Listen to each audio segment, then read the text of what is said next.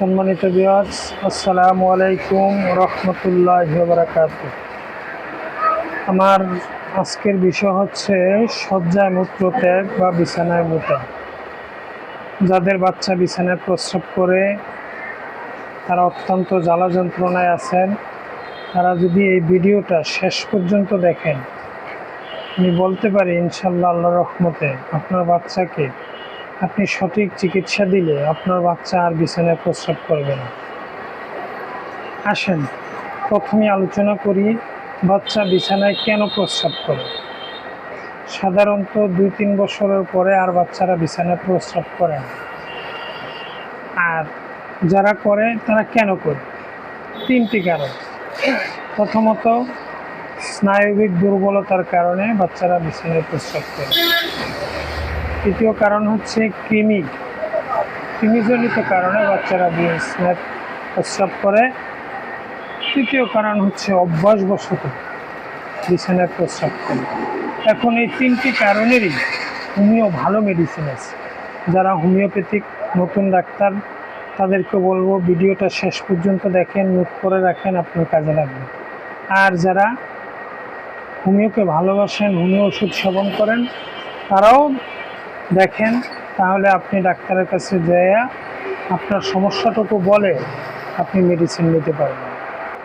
প্রথমেই আমি যে মেডিসিনটি আলোচনা করব এটি হচ্ছে কোস্টিকাম।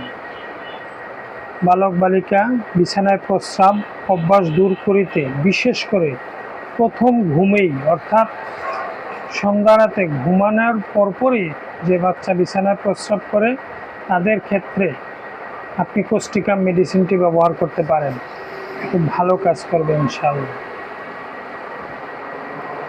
দ্বিতীয়ত, ক্রিওজুট। এই মেডিসিনটি বালক বালিকা, যুবক যুবতী, বৃদ্ধ ঘুমের ঘরে মনে করে সে বাহিরে প্রস্রাব করতেছে। এই যে বলেছি যে স্নায়বিক দুর্বলতার কারণে যে বিছানায় প্রস্রাব করে তাদের ক্ষেত্রে ক্রিওজুটাম মেডিসিনটি অত্যন্ত কার্যকরী। আরেকটি মেডিসিন আছে আমাদের হোমিওসিনা। এটি হচ্ছে কৃমিগ্রস্ত শিশু, কৃমিগ্রস্ত বালক বালিকা ঘুমের ঘরে বিছানায় প্রস্রাব করে, তাহলে তাকে সিনা মেডিসিনটি দিতে পারেন।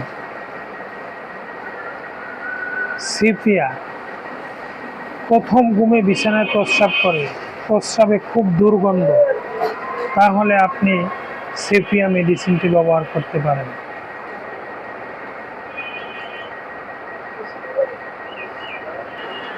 অ্যাভোসাইনাম আমাদের একটি মেডিসিন আছে। এই মেডিসিনটি আপনি ঘুমের ঘরে প্রস্রাব দূর করার জন্য ব্যবহার করতে পারেন, যথেষ্ট ভালো কাজ করে। এছাড়াও আমাদের রাস্টক্স একটি মেডিসিন আছে, ঘুমের ঘরে অসারে মূত্র ত্যাগ করে।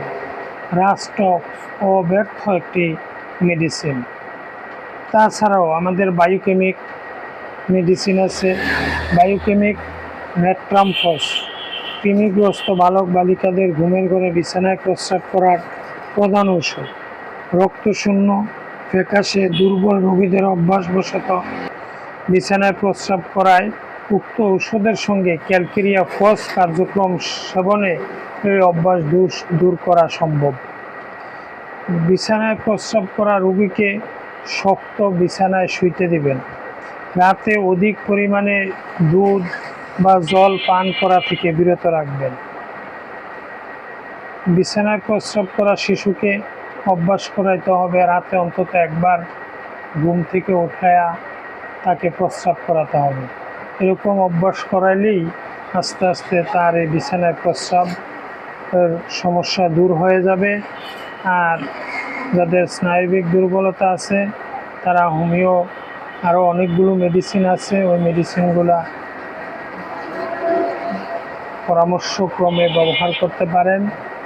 তাছাড়াও যারা এই সমস্যায় ভুগছেন তারা আমার সাথে পরামর্শ করতে পারেন। স্ক্রিনে দেওয়া নাম্বারে হোয়াটসঅ্যাপ নাম্বার, ওই নাম্বারে যোগাযোগ করে আপনার বাচ্চার জন্য আপনি ওষুধ নিতে পারেন, ইনশাল্লাহ সুস্থ হয়ে যাবে। যদি ভিডিওটা আপনাদের কোনো উপকারে আসে দয়া করে সাবস্ক্রাইব করবেন এবং লাইক দিবেন, কমেন্টস করবেন। আল্লাহ হাফেজ। সকলের কাছে দোয়ার দরখাস্ত রইল।